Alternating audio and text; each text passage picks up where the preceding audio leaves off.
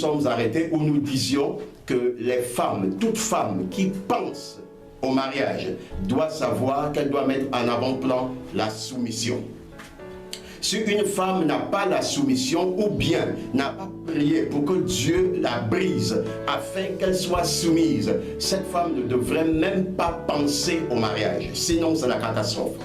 Sinon, je vous dis que vous venez de prendre, vous voulez monter dans une voiture sans frein. Sans frein. Imaginez ce qui va vous arriver si vous roulez à vive allure. C'est dangereux. Donc ne vous aventurez même pas un peu si vous n'avez pas encore eu le brisement dans votre vie pour entrer dans la soumission. Je vous dis la soumission. Dieu a imposé, la Bible dit que la femme devrait se soumettre à son mari.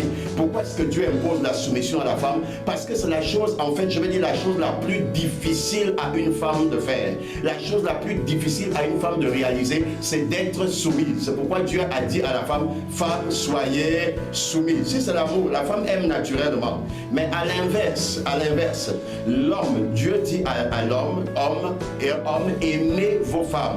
Aimer.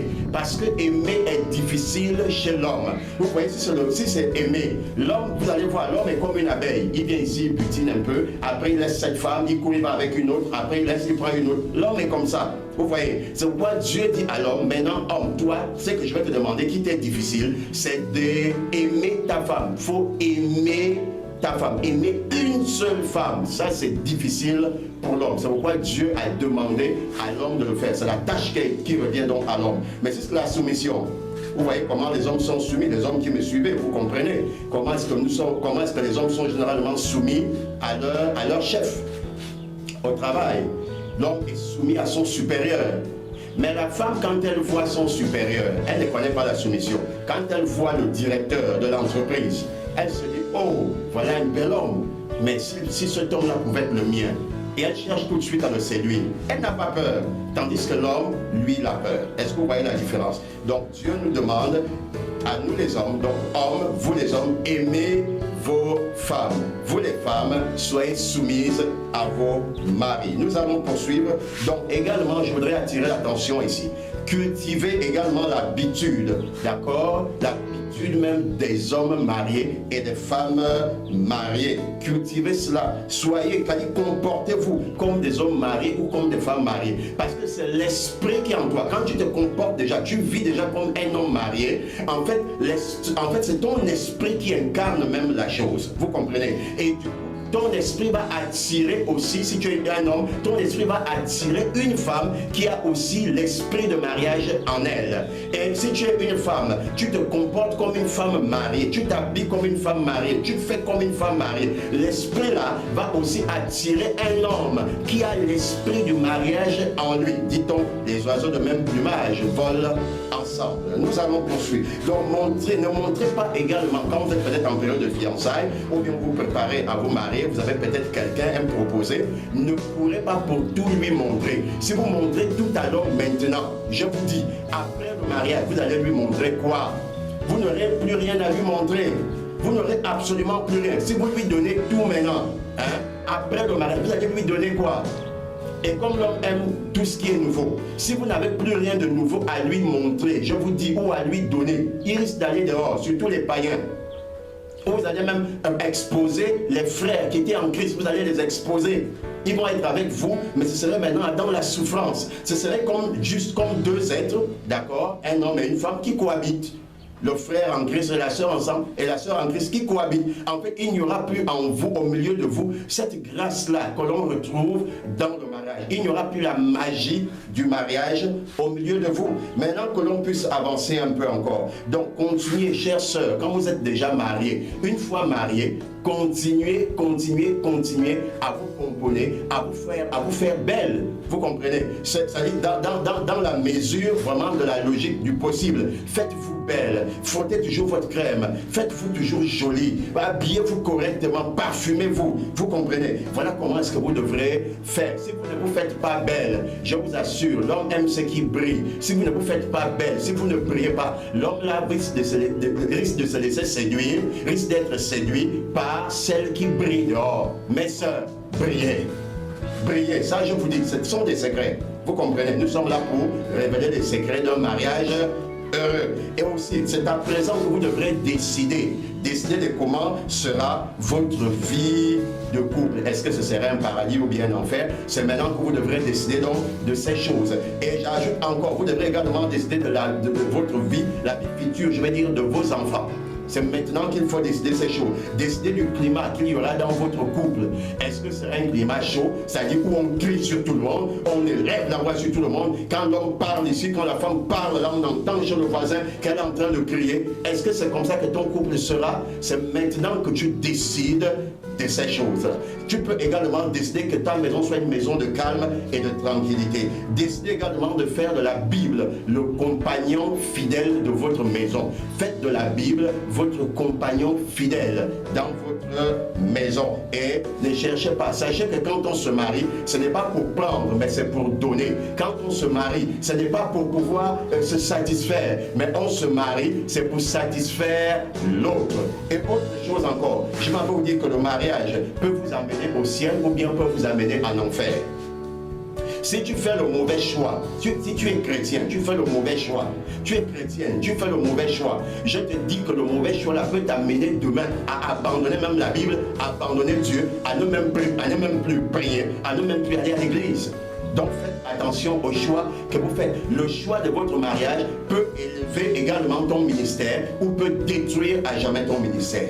Fais attention, il faut que quand tu te maries, que ce soit quelqu'un qui va épouser le ministère, qui peut te soutenir dans ton ministère si tu es un appelé. Et aussi, le mariage, sachez que quand on se marie, ce n'est pas seulement une affaire physique, ce n'est pas seulement une affaire de corps, mais c'est aussi spirituel. Donc sur le plan spirituel, il y a une union également qui s'établit. C'est pourquoi vous allez voir certaines personnes dont les affaires étaient très florissantes, mais dès qu'il épouse une certaine femme, à partir de ces moments, toutes ces affaires tombent. Il s'appauvrit à une manière pas possible. Et c'est vice-versa. C'est pourquoi je peux vous dire, le mariage également peut faire de vous un ange, comme peut faire de vous un homme violent, peut faire de vous un démon. Donc faites attention quand il s'agit de mariage. Maintenant, à cause du temps, revenons rapidement sur ce qui nous réunit en cette heure. Donc nous parlons de quand le temps du mariage sonne. Je vais rapidement aller dans le livre de Genèse,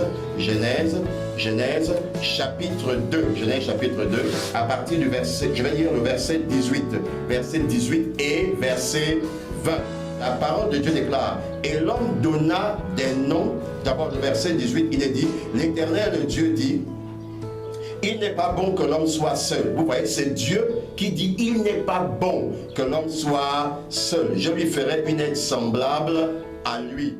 Verset 20, dans le verset 20, vous verrez que l'homme a donné les noms aux animaux et il n'a pas trouvé d'aide semblable à lui lorsqu'il a donné les noms aux différentes bêtes. Maintenant, qu'est-ce que nous pouvons donc retenir par là? Qu'est-ce que nous retiendrons donc par là? Vous allez donc comprendre que le mariage, l'union, il n'y a pas d'union entre un homme et un animal. Vous comprenez? Il n'y a pas d'union entre l'homme et l'animal. La bestialité n'existe pas. Ça là, c'est une abomination, c'est une confusion. Vous comprenez? Voilà. Et naturellement, il n'y a pas de mariage entre un homme et un homme ou entre une femme et une femme. Ce n'est pas possible. Vous comprenez? Ce sont des abominations. Ça, c'est comme Sodome et Gomorrhe. Ceux qui font ces choses-là seront condamnés. Vous voyez, si vous priez, vous êtes chrétien, vous dites que vous priez, je vous assure que vous vous mettez en danger. Parce que Dieu a condamné Sodome et Gomorrhe à cause de ce genre de pratique. Vous ne vous mettez pas dans ce genre de situation difficile avec le Seigneur. Nous allons donc poursuivre. Donc, quand le temps du mariage sonne, je vous dis que c'est grave. Parce que même au-dedans de vous, vous sentez votre être brûlé. Vous sentez que vous avez besoin de l'autre. Vous avez besoin d'être avec l'autre. Et le vide, en fait, en vous, ce n'est pas vous qui l'avez décidé. C'est Dieu lui-même qui a décidé de créer ce vide-là au-dedans de vous. Ce vide que ne peut combler que seule votre dulcinée, votre femme, celle que Dieu a destinée pour vous. Elle est la seule, il est le seul qui soit capable de combler le vide que vous éprouvez au-dedans de vous. Mais je vais également, lorsque j'étais prêt à me marier, j'ai fait une expérience. Vous savez, autour de nous, dans nos quartiers, dans nos lieux de service et dans nos églises, il y a beaucoup de femmes. Mais le jour où tu vas chercher la femme pour te marier, je t'assure, tu vas la chercher, tu ne la trouveras pas. Parce que les femmes pour épouser, les femmes à marier sont peu nombreuses. je vous assure, elles deviennent rares et vous allez devoir chercher, vous allez prier, vous allez vous plier en quatre pour pouvoir avoir la femme à marier ou l'homme à marier. Ils deviennent rares, mais si ce n'était pas le cas, oh, ils sont là pleins dans les quartiers, elles sont là pleines dans les quartiers, mais le jour du mariage, je vous dis, c'est difficile. Maintenant, donc, il y a également le risque d'erreur qui devient très élevé lorsque vous êtes sur le point de vous marier, lorsque vous cherchez à vous marier, le risque d'erreur est là, les déceptions sont également nombreuses. Ça peut arriver qu'il y ait plusieurs déceptions, mais ne vous découragez pas. Continuez à persévérer, continuez à prier jusqu'à ce que le Seigneur lui-même, le Tout-Puissant, vous donne la chair de votre chair et l'os de votre os. Je dis Alléluia. Donc ici, la chair également, la chair va vous démanger. Quand le temps du mariage sonne, je vous assure, vous les hommes comprenez, suivez mon langage, regardez, suivez mon regard. Quand le temps là arrive, votre troisième pied vous dérange. Le troisième pied commence à troubler, tu n'as plus la paix. Il t'amène à gauche, il t'amène à droite, le sang au-dedans de toi se bouscule, vraiment, tu ne sais même, tu n'arrives, en fait c'est indépendamment même de ta volonté. Mais soyez rassurés, ce n'est pas un péché, vous comprenez? C'est tout à fait normal, c'est tout à fait naturel. Ça prouve que vous êtes en bonne santé et que vous êtes un bon candidat pour le mariage. D'accord? Maintenant, vous allez me dire, mais pasteur, maintenant que faire? Puisque ça nous pousse parfois, on a même tendance à vouloir même aller pécher, aller faire ce qui n'est pas bien. Maintenant, que faire? C'est simple, il suffit d'élever l'esprit pour que la chair soit rabaissée. Comment élever l'esprit? Faites le jeûne et la prière. Frère, tu jeûnes. Quand tu jeûnes, la chair est mortifiée. La chair ferme la bouche. Tu réduis la chair au silence. Et l'esprit monte. Du coup, les désirs de la chair tombent. Voici comment ça marche. Donc, il faut cultiver ces bonnes choses en vous. Nous allons poursuivre. Donc, Satan va également vous pousser à rechercher les raccourcis quand vous voulez vous marier. Par exemple, aller dans les rues, draguer toutes les femmes dans les rues, draguer toutes les femmes du bureau, draguer toutes les femmes, toutes les filles de l'église. Ne tombez pas dans ces erreurs, ce sont des égarements. Est-ce que vous comprenez? Ne tombez pas dans ça. Donc, également, Satan également va vous pousser à choisir au hasard. Bon, en tellement vous êtes découragé que, bon, vraiment, celle que je vais trouver peut-être, bon, celle qui va arriver à l'église aujourd'hui en premier, seulement ce serait celle-là, ma femme. C'est une erreur. Ne prenez pas la femme, ne choisissez jamais la femme au hasard. La femme, c'est celle avec qui vous allez passer le restant de vos jours. Si vous ratez, je vous dis, c'est l'enfer.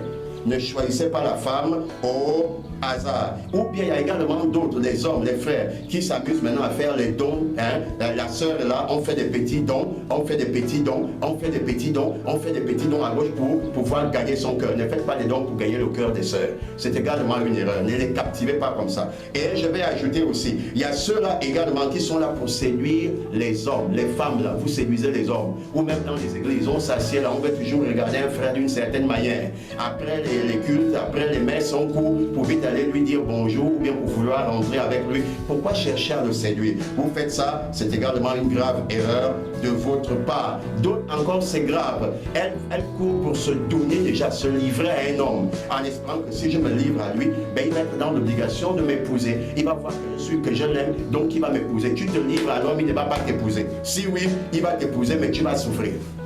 Parce que tu auras déjà faussé la base même d'un mariage heureux. Sauf si tu veux que ton mariage soit comme pour tout le monde. Mais si tu veux un mariage heureux, un mariage de paix, il ne faut pas tomber dans ce genre d'erreur, dans cette déboire. Donc prendre également, d'autres disent, celles qui prient, vont se dire, je peux aller chercher mon païen, je m'en vais chercher mon homme dans le monde, et puis il va venir, lui et moi on va être ensemble, on va prier ensemble, vraiment il va se convertir. Je vous dis que celles qui ont tenté de faire ces choses-là ont souffert.